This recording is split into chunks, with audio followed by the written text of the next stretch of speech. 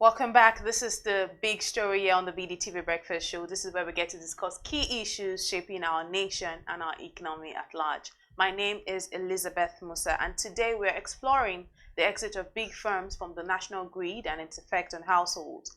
Nigeria's power grid is losing its biggest customers, who are also its financial lifeline. From cement giants to industrial estates, high volume electricity users are unplugging from the national grid and generating their own power, leaving behind a fragile system increasingly propped up by overburdened residential consumers.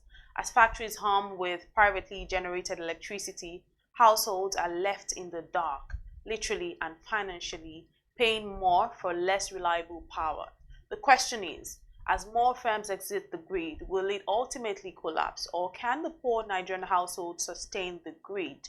Well, to discuss this and so much more, we're being joined by Dipo Oladehinde, the head of BusinessDay's energy desk. Welcome to the show, Dipo. Hi, good Elizabeth. Good morning, and thanks for having me. Good to see you today. Hope you're not being impacted in any way by the cold and the rainy. No. The president is in town, and so everywhere is heated up already. So. No, it's not. I don't think so. I think for me, it makes it even all the more cold because the traffic you have to face these days, and then just the grids.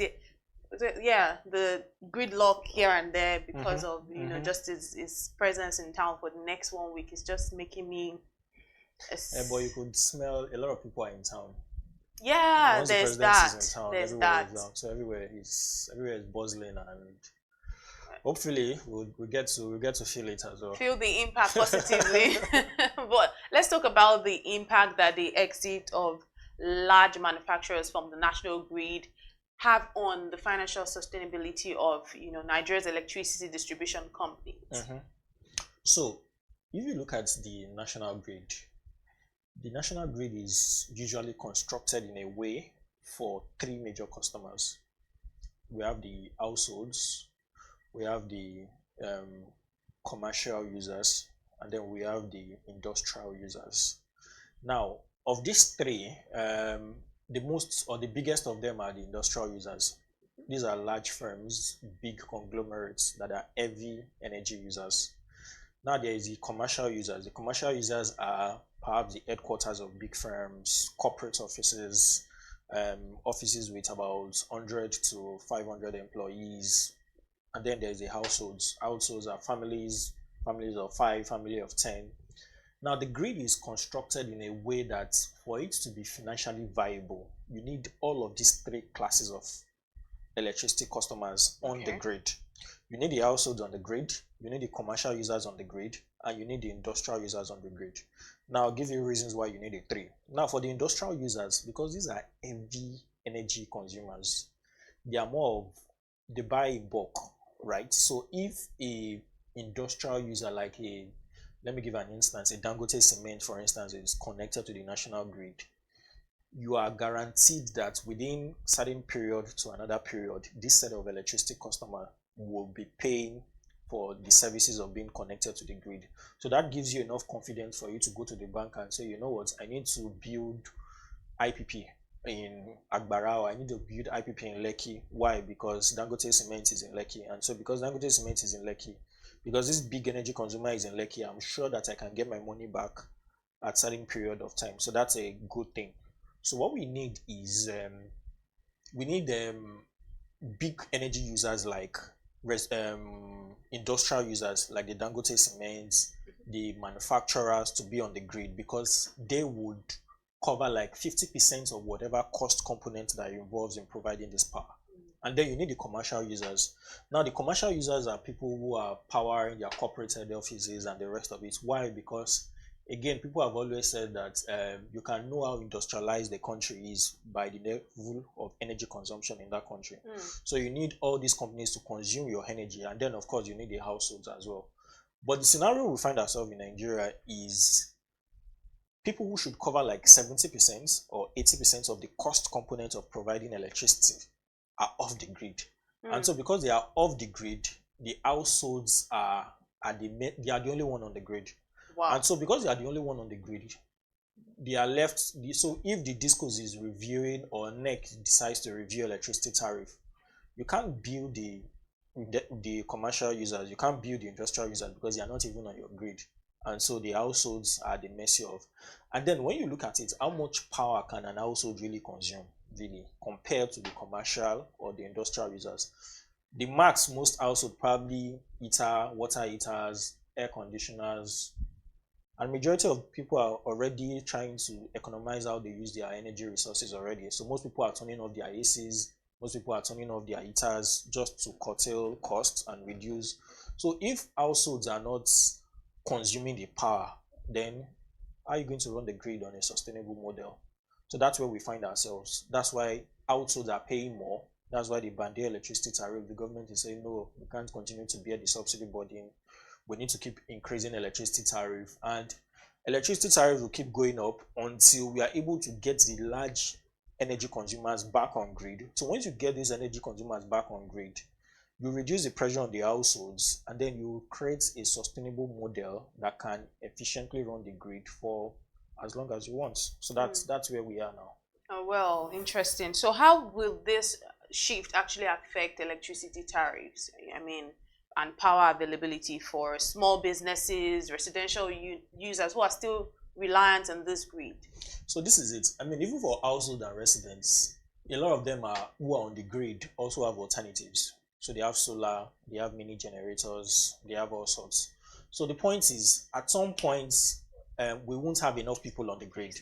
And so because we don't have enough people on the grid, at some point, the tariff will continually go up. And once people realize that, look, this tariff is getting too much, you know what, let me go off the grid completely.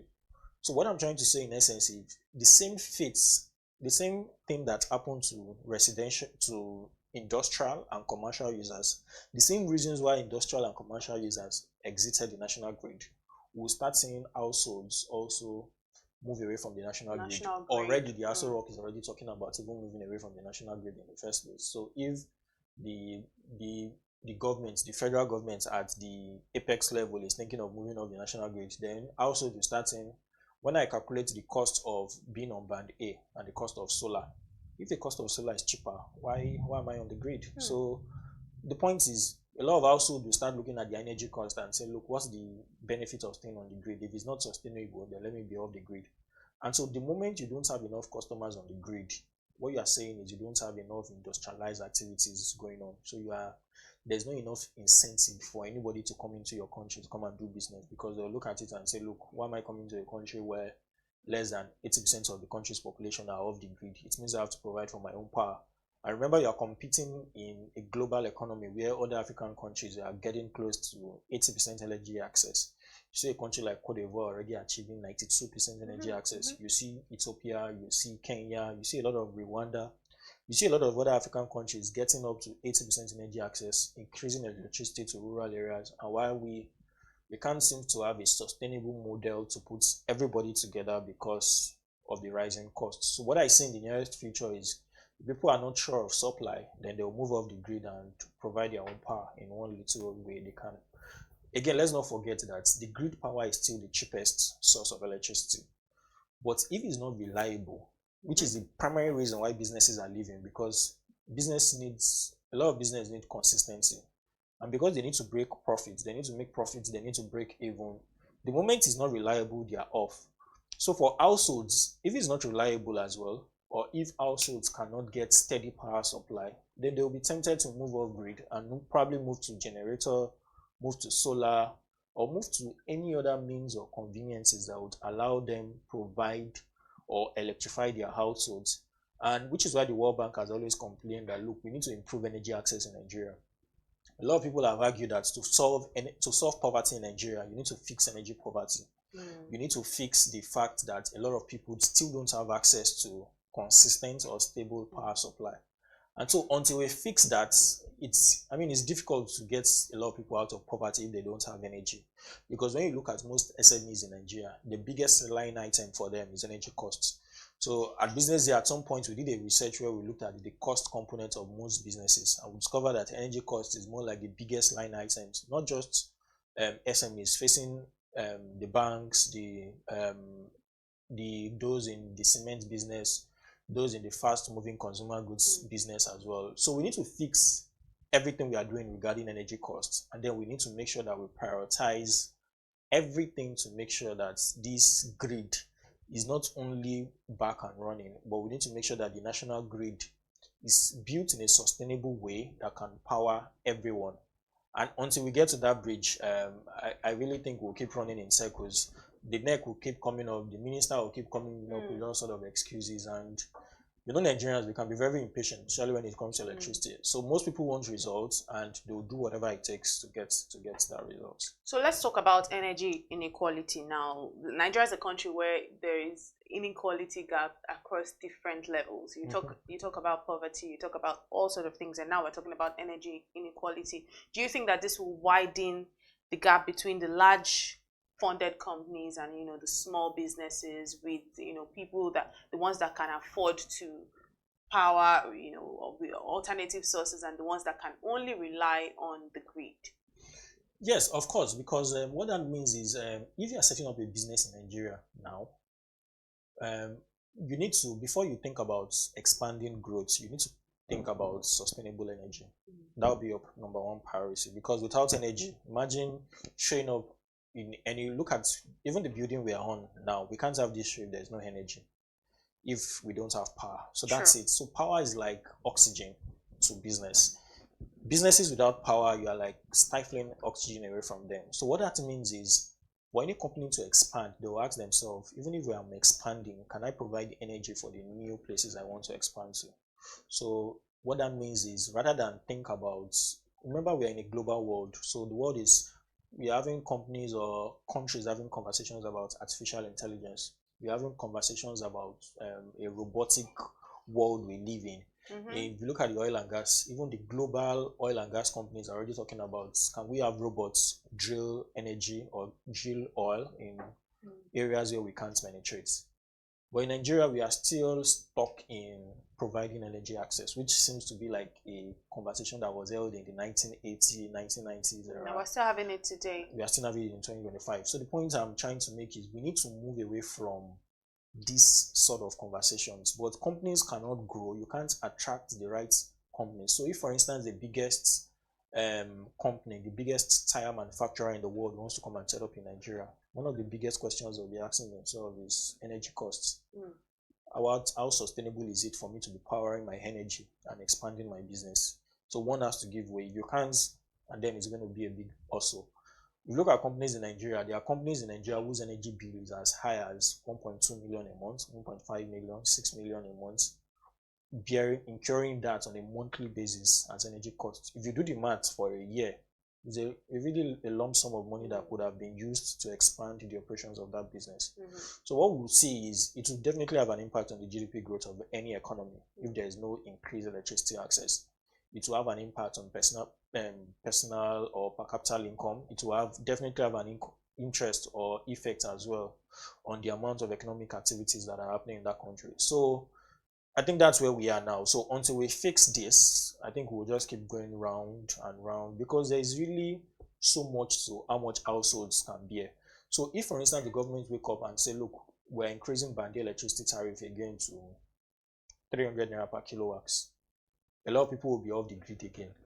You increase it to 350, more people are leaving. So the more you keep increasing the price for households, the more people are leaving the grid. So what the government should be paying attention to now is, what are the incentives? What incentives can we put in place to bring the big energy consumers back to the national grid? I give an instance. So Dangote Refinery, for instance, set up its own power plant, about a 450 megawatt power plant, to power the refinery. Imagine if we have a Dangote Refinery, a project as big as that, operating from the national grid.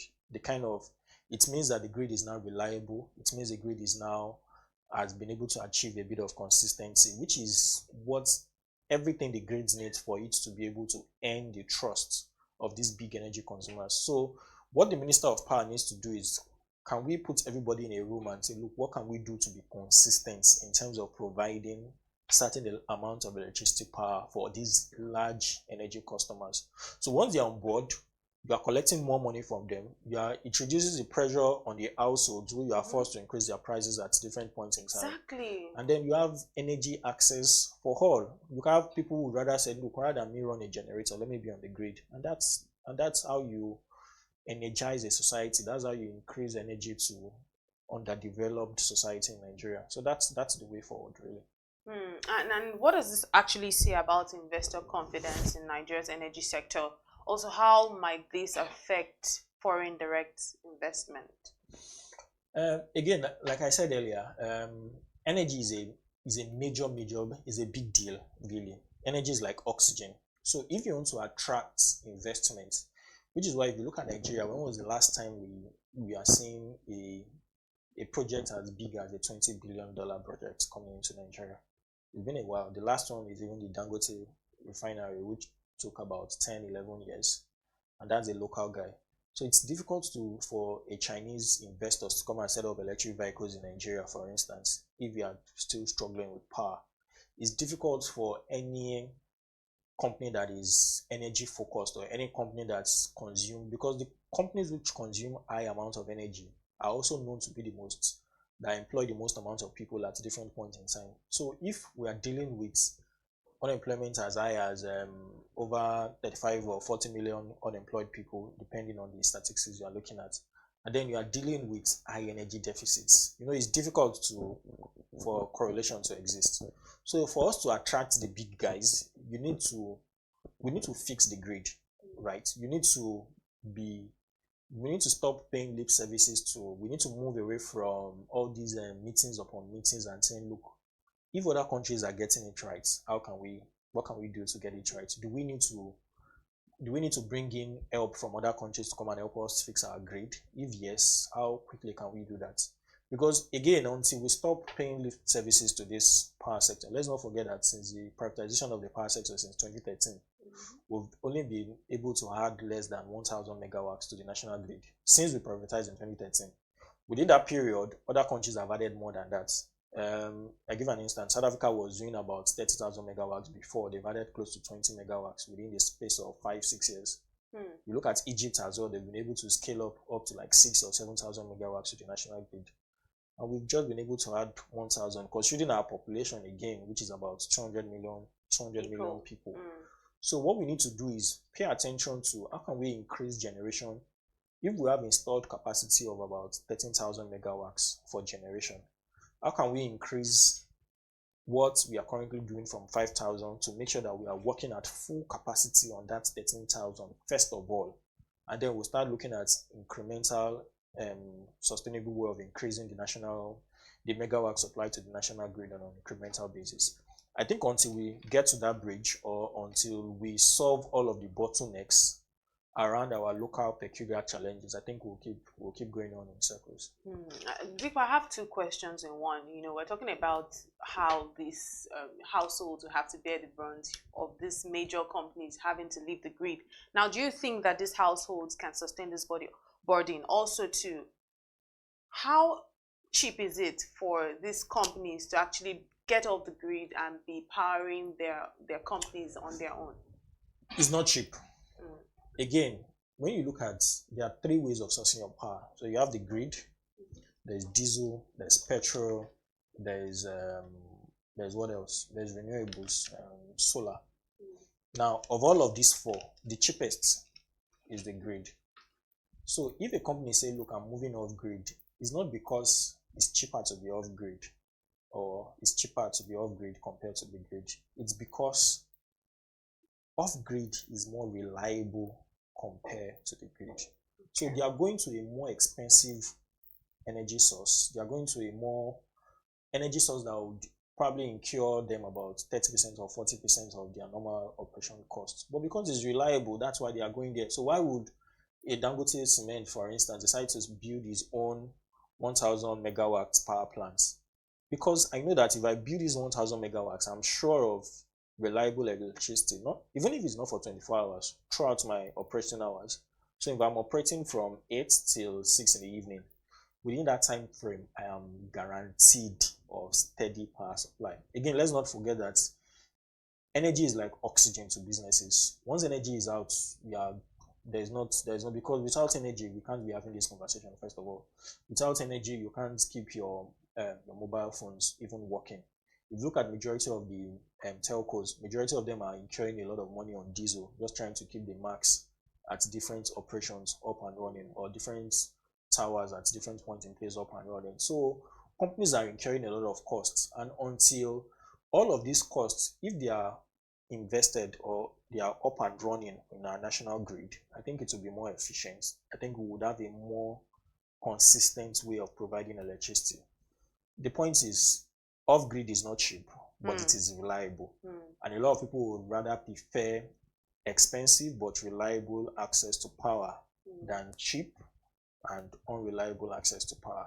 So if you ask me any day, I would always prefer, even if it's expensive, yes, I would pay, but it is reliable. I think this is the same thing this is the same situation that we're seeing in the telecommunication sector, if you know what I mean, when it comes to data speed, when it comes to, you know, call tariff and all of that. People are opting for the one that is more reliable, even when it's more expensive. Exactly. So I hear you when you say that. Let's talk about the way forward now, because we have to go. What will it take to fix this grid? Also, too, I'm going to ask you a question that this exodus from the grid, how is it going to influence government policy when it comes to energy regulation, investment, and infrastructural development? Because that's what we're going to be. That's what we wanted to see. So how will this impact? And then what does it take for us to fix this grid? Okay, so let me start with the first question. What do it take for us to fix the grid? We need to be efficient. And we need to put square pegs in square holes. We need to get people who really, you can't get, so if I'm a brilliant banker, for instance, and I have the best brain in terms of banking, it doesn't necessarily mean I'll do well as an engineer if you put me in an engineering field. So we need to find a way to make sure that we put the right kind of people in the right places. That's one. Secondly, we need to maximize our current energy capacity. So what do I mean? We have a generating capacity of about 13 to 15,000, and we're only generating 5,000. So what that means is we have about 6 to 7,000 that is just lying idle, that is wasting away because we can't generate from those power plants. So we need to generate more. So what that means is, what can we do to scale our generation from 5,000 to the 13,000 capacity that we can do? Is there, what do we need to do? Do we need to take those assets away from the people who currently own them and hand them over to people who can efficiently manage them? That's the second thing. Thirdly, is we need to look at little things that have worked. Right? So in all of these, there are one or two things that have worked. What are those things that have worked? I give an instance. There's this project called the Azura Power Project. Now, that Azura Power Project was a project that, if replicated on a larger scale across the geopolitical zones in Nigeria, we will definitely see incremental access to the grid. Now, that power project is just a project that says that, look, there's no element of government interference. If you need power from that plant, you pay ahead. It's as simple as that.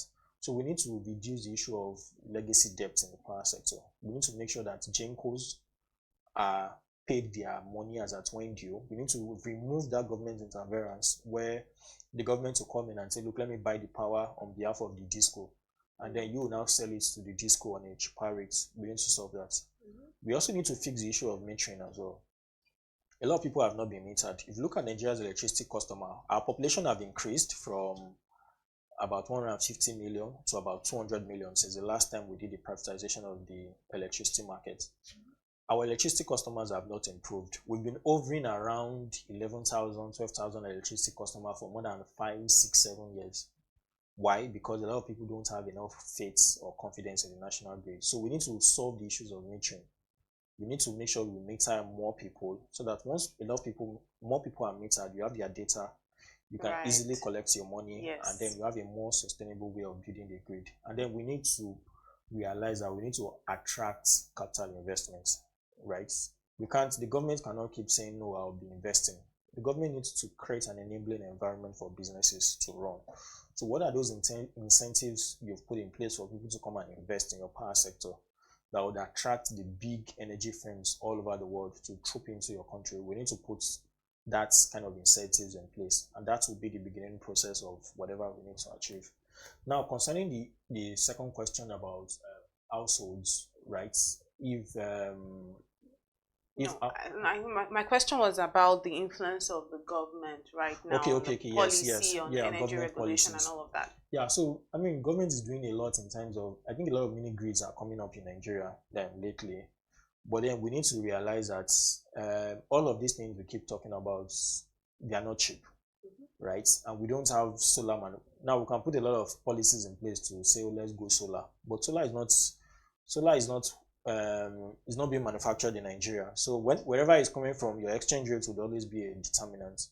So we need to play to our strengths, right? So what areas are our strengths? We need to look at issues around hydropower. We need to have policies that would create incentives for us to look at hydropower. We need to put incentives in place that would allow more people to play greater role or greater share in Nigeria's energy sector. And so until we do that, I think we'll keep running in circles. So we need policies around energy thefts. We need policies around metering. So if the disco cannot meter all of his energy customers, what happens to them? We need a policy around that. If the discos cannot fix a broken down transformer in any area, we need a policy. So what should happen to that disco? So because you are expecting more from the people in terms of energy tariffs, but you are not expecting more from the discos who are providing these services and then who are getting money in return.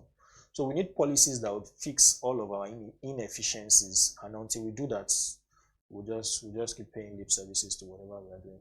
Right, and then when we fix this grid, then what happens to transmission? Do you think that the government should still hold on to transmission? Well, so the government claimed they've hand off transmission. We've heard that like multiple times, but I think implementation is still a big problem. The government have said, look, we'll break down the transmission company into 2 or 3, and then we get their hands off and then bring private guys to work on it. Again, all of that is still at its talk level. I'm not sure we've seen actual work being done. But the ideal thing is the government should be off any harm. The government should not be controlling any harm of Nigeria's power sector, either the discos or the gencos or the transmission area. What the government should be doing is to be making sure that all of these people are working efficiently. Are they meeting their targets? So if a genco has acquired a company and say, look, I acquired this, because if you look at majority of the people who got assets during the 2013 privatization, they got those assets and they are just sitting down on it. Majority of them use those assets to collect multiple loans from the bank and used for other businesses while those assets are lying idle. So the government needs to sit down and say, look, if you've acquired assets from 2013 till now, what have you done with that assets?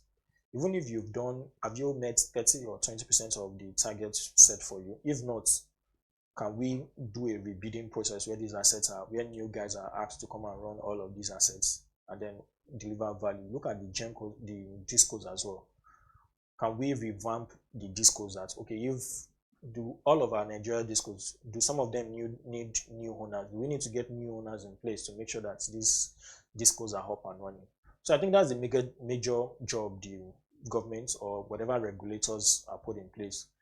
The government should be off, really. And so the moment the government is off and there is no subsidy for people to corrupt from, there's no subsidy from people to put money into their back pockets, I think we would move in the right direction. Again, like I've often said, Nigeria is not the only country in the world, both in terms of petrol or in terms of energy access. If other countries are doing it right, I don't think they have 2 or 3 heads there. They have just one head, and it takes just commitments, and we'll get it right. All right, thank you very much, Dipo Oladehinde, the head of BusinessDay's Energy Desk, for breaking down this conversation in a way that no one else could have. Thank you very much for your time this morning. Thanks for having me on this. Thank you. Well, this has been the big story on the BDTV Breakfast Show. My name is Elizabeth Musa. Keep watching BDTV.